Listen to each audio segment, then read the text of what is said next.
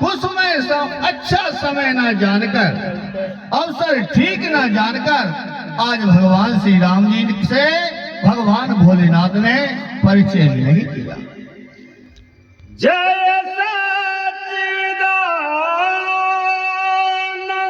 जग पावन, अस कहि चले मनोज न सावन।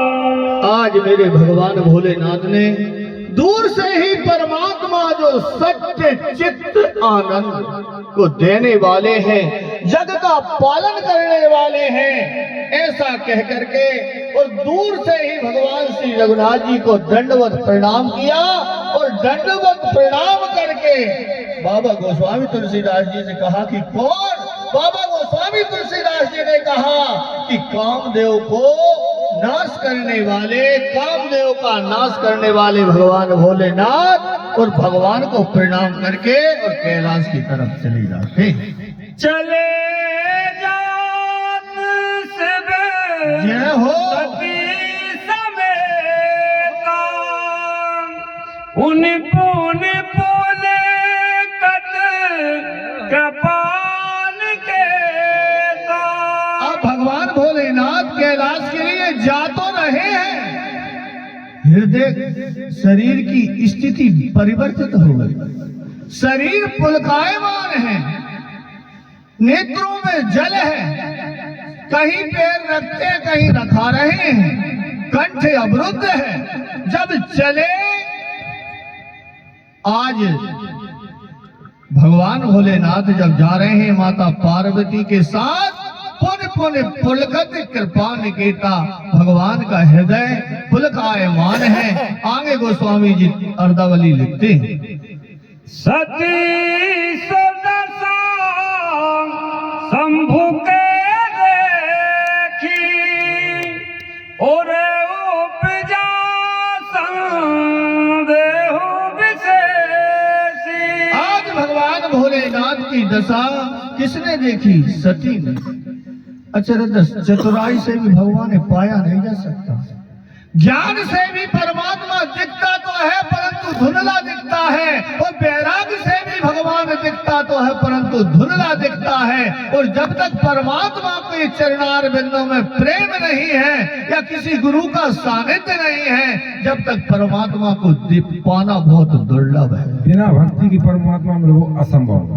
क्योंकि महान पुरुषों ने भी कहा है कि 5 पहर धंधा किया, 3 पहर गयो सोए, और 1 पहर ना हरि भजो, तो मुक्ति कहाँ से होए। मुक्ति तो चाहता परंतु भगवान की ना भक्ति करता और ना परमात्मा की से प्रेम करता, और मुक्ति चाहता है। इसी प्रकार आज माता भवानी के लिए, माता सती के लिए अपने हृदय में संदेह उत्पन्न हो जाता। जब परमात्मा को कोई जानकारी नहीं है, जब सत्संग में तुम गए नहीं यहाँ, तो फिर अपन क्या कर? गीता में भी भगवान ने कहा है कि भूतों को पूजने वाले भूतों को, देवताओं को पूजने वाले देवताओं को, और मुझे पूजने वाले मुझे ही प्राप्त होंगे। तो फिर बताओ बराबर तो पूजा शुरू ही नहीं करी। कहो कि न भूतों ये पूज पा रहे हैं और न देवताओं ये पूज पा रहे हैं, न भगवान श्री कृष्ण और राम ये पूज पा रहे हैं। और इतनी उम्र निकल चुकी है, उम्र को कौन सा भरोसा है? उम्र इतनी चली गई, अभी अपन ने शुरुआत नहीं की, तो शुरुआत करेंगे कब? इसी प्रकार आज माता सती के हृदय में संदेह हो जाता है, क्योंकि परमात्मा को पाना इतना सरल भी है और इतना सरल भी नहीं है, दोनों बातें हैं। गोस्वामी तुलसीदास जी भी कह रहे हैं, एक बार गुरु सन सुनी कथा जो सूकर खेत। अच्छा, तब कभी मोड़ा मोड़ी हुए दद्दा जी? कभी 8-10 साल के थे? नहीं, उम्र बहुत थी, परंतु जब ज्ञान होता है उसी दिन से आदमी की गिनती शुरू होती। गुरु कृपा। जो दुज का भी एक दिन महाराज जी ने अर्थ बताया कि एक जन्म तो मां से हो जाता, उसको पहला जन्म माना जाता। और दूसरा जन्म गुरु से होता है, उसका नाम द्विज है। और वही उसी जब गुरु के द्वारा वह जन्म प्राप्त जीव कर लेता है, जब ही साधना की तरफ बढ़ता है। और संसार में आके अच्छा पर फंसे काहे में कि बतेसा को लोभ है और रात भर बाइयां गारी गीत गाओ। अच्छा बतेसा को अस्तित्व का है, न तो बाकी मिठाई है न बाकी चाय बने, भाई दोनों में लेके आने को और अरिया में रख दे तो चिटियां घूड़ो या कूड़ो, 3 जगह बाको स्थान है, बाको कोई अस्तित्व नहीं है। पर रात भर दूसरे के समझी है, गारी गीत गा रही है। अच्छा गारी गीत को यदि उत्तर समय भजन हो जाता तो बताओ जुड़ जातो नहीं कर चुका ने समझी अपने गांव को है और ने अपनों है और दूसरे के गादमी है और गारी गीत गा रहे। इसी प्रकार महान पुरुषों ने कहा कि यदि इन गारी गीत के बारे में भी अध्यात्म दृष्टि से देखा जाए तो काम क्रोध मद लोभ और माया के काजे अपन सब जो बतेसई के लोभ में जो सब काम कर रहे हैं, बाकी जाको अस्तित्व का बताइए जाको है कछु अस्तित्व? भगवान की भक्ति के अलावा, भगवान के भजन के अलावा इसका भी उसी प्रकार दर्जा है जैसे रात भर गाने के बाद में एक दोना में बतेसा मिलता है, उसका कोई अस्तित्व नहीं है। इसी प्रकार 80 वर्ष तक के जो काम करने को भी एक ही वो है कि दोना भर बतेसा ही अपने मिले, जो काम को कच्छु नहीं। तो अपन भी बोई दोना के काजे 80 साल जी के और आखिरी में वो झई को झई रह जे, माया भी झई रह जे, जड़ बताई महाराज जी ने जो शरीर जो भी झई रह जे है और अपने साथ कुछ जाने वाला। महान पुरुषों ने इसीलिए तो कहा है कि धनवंता कौन है कि धनवंता सो। अच्छा जब कोई के 10 बिल्डिंग बन गई तो वो का धनवान होगा, कोई के 200 एकड़ जमीन है तो वो धनवान है। 1000 रुपया किलो में काजू आता है, काजू यदि कोई चगल के और गद्दी में पुनः उसको निकाल के और फिर से कोई खा कर बता दे तो अपन जान ले भाई जो संपत्तिवान है।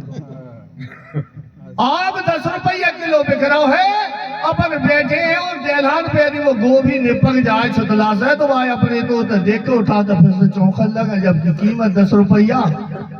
इसी प्रकार ये भगवान का रस है, आम है, आम संत का ही उपमा है और इसीलिए इसको बार बार पढ़ते हैं, बार बार अध्ययन कर रहे हैं, फिर भी भाव सुबह दूसरा निकलता। नित्य नूतन सुबह अपन पेपर रोज पढ़ रहे हैं, दूसरे दिन 7 बजे पेपर आ जाता है और रद्दी हो जाता है। अच्छा जाए 10,000 बार पढ़ ली, और जाए कोई भाई रद्दी हो गई, बदल देंगे दूसरों पढ़। ये संतों की प्रसादी, ये संतों का आशीर्वाद है। भगवान भोलेनाथ ने स्वयं इसको लिखा हुआ है। आज माता सती के हृदय में संदेह उत्पन्न हो जाता।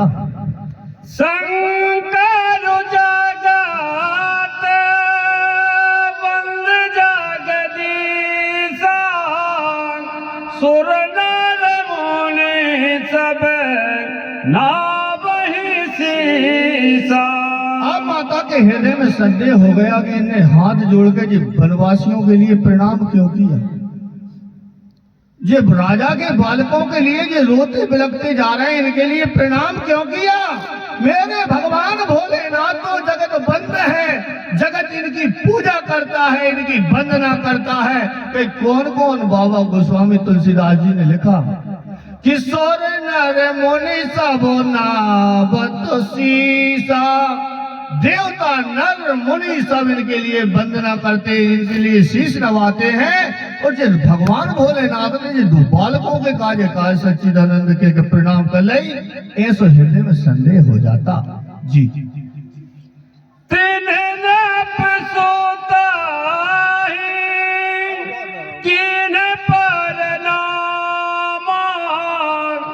कही सच्चिदानंद नंद पर धामा। इन भोलेनाथ ने इन दोनों बालकों को सच्चिदानंद घन कह करके वो प्रणाम क्यों कर लिया, इस बात का भगवती के लिए संदेह हो जाता। भय मगन छवि तासु बिलो की अजहू प्रीति और रहती न रोकी। यदि मैं कुछ पूछती हूँ तो बाबा कुछ बोलती नहीं है, यदि मैं बाबा की तरफ देखती हूँ तो बाबा मेरे तरफ देखते ही नहीं है। जब से वे दो राजकुमारों पर दृष्टि पड़ी है, जब से ये बड़े आश्चर्यचकित हैं। भय मगन छवि तासु बिलो की, उन्हें देख करके, उन्हें विलोक करके, उनकी छवि को देख करके और ये बड़े मगन हैं।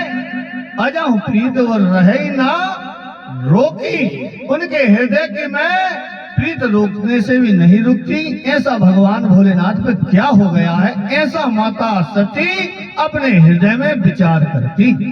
ब्रह्म जो व्यापक विरज अजय अकाल है अभेद। जय हो। सो की देह धरि हो नर जाहि न जानत भेद। लखन सिया राम चंद्र सासर किशोर हनुमंत लाल जी की जय। आज माता सती विचार करती कि ब्रह्म जो व्यापक विरज अज, जो परमात्मा सर्वव्यापक है, माया से रहित है, अजन्मा है, अगोचर है, इच्छा से रहित है, भेद से रहित है। क्या हुआ है, परमात्मा इस धरा पर कभी मनुष्य रूप धारण करके आ सकता है? महान पुरुषों ने भी कहा है कि वेद मेरा भेद है और मैं वेदन में नहीं, और जिस भेद से मैं मिलूं वे वेद जानते नहीं। जब लिखी तो पूरी है, दवाई जब पूरी बन चुकी है, परंतु डॉक्टर ने जाए लिख दी तो जाको मतलब जो नहीं कि डॉक्टर से अपन पर्चा बना कर लान के और घर धर लो और अपने भगवान मिलिए दत्ता जी, नहीं। और यदि पर्चा बनवा कर और दवाई मेडिकल से लान के और यदि एरिया में रख दी तो भी नहीं मिले। तो डॉक्टर जरूरी है, पर्चा भी जरूरी है, दवाई लाना भी जरूरी है और उन्हें खाना भी जरूरी है। वो खाने के साथ में को पथ्य भी जरूरी है। राम कथा अपन अब सुन रहे हैं। गोस्वामी तुलसीदास जी से पूछा कि बाबा सतयुग में देवताओं की और राक्षसों की क्या स्थिति थी? तो बाबा गोस्वामी ने कहा कि सतयुग में देवता स्वर्ग लोक में रहते थे और राक्षस पाताल लोक में रहते थे। तो कहीं त्रेता में कि भैया थोड़ा सा परिवर्तन हो गया त्रेता। कैसा कि देवता और राक्षस दो ही एक ही धरती पे रहने लगे। लंका में रह रहा हो रावण और भगवान राम रह रहे हैं अवध में। एक ही जिंग आ गए, लोकांग दो ही अलग अलग थे, अब एक ही धरा पे आ गए। तो कहीं द्वापर में, कि जब द्वापर का लगा, द्वापर युग लगा तो थोड़ा सा परिवर्तन और हो गया। कि कैसा कि देवता और राक्षस दो ही एक ही घर में रहने लगे। कई भाई घर में कौरव रह रहे हैं और भाई घर में पांडव रह रहे हैं। द्वापर में दो ही कई जिन घर रहने लगे। तो कई कलयुग में भैया थोड़ो और परिवर्तन होगा। जय हृदय में भगवान रह रहे हैं और जय में देवता रह रहे हैं और जय में राक्षस रह रहे हैं। काय एक घंटा भर पहले तो भैया कथा में गए थे और एक घंटा बाद भैया चोरी है घुस गए। जय में अब कलयुग में भैया इतना ही है कि जय में देवता है और जय में असुर है। और भैया अपने तो कोई ने बताओ ही नहीं है अपने करने का अपने अब गुरु की प्राप्ति नहीं हुई। और यदि बता देते तो जैसे प्रभाती सुबह निकलत है और वहां में कोई कहे कि राम नाम सत्य है तो अपने पता चल जाएगा भाई राम ही नाम सत्य है। मनो अपनो जब जन्म भाव तो सबने बताई। जब धरती पे जब आओ जीव तो क्या कह रहे हैं? जब धरती पे आओ जीव तो सबने कहे कि जो धराधाम सत्य है। धरती में आओ तो कहीं जो धराधाम सत्य है। और यौवन में जब आया तो कई अर्थ और काम सत्य है। और पिंजरे का पंछी जब पिंजरे को छोड़ चला तो अंत में बताया कि राम नाम सत्य है। अब जब जवानी में आई तो कही भैया अपने बच्चों को प्रतिपाल करने और संपत्ति कमाने हैं। और जब जब पिंजरा से जो पंछी उड़ के जाल निकल गओ तब सब कोई पीछे चिल्ला जा रहा है कि राम नाम सत्य है। तो अब बाय जब पता ही नहीं है तो बाहे काय मध्य बता रही भैया, अब वो तो वहां है ही नहीं है सुनने वालों। फिर बाय राम नाम सत्य बतावे की दद्दा आवश्यकता नहीं है। इसी प्रकार है दुर्खाची की लाइन में यह जीवन संसार का चल रहा है। कोई बिरला ही इस संसार से पार हो पाता है क्योंकि उसको ज्ञान नहीं है, न उसको कोई शिक्षा है, न उसके लिए कोई गुरु की प्राप्ति है। आज जब माता सती के लिए गुरु की प्राप्ति नहीं थी, आज उनको भी देह त्याग करना पड़ रहा है। परमात्मा की वाणी को परमात्मा के चरणों में समर्पित करता हूँ। सियावर रामचंद्र जी की जय।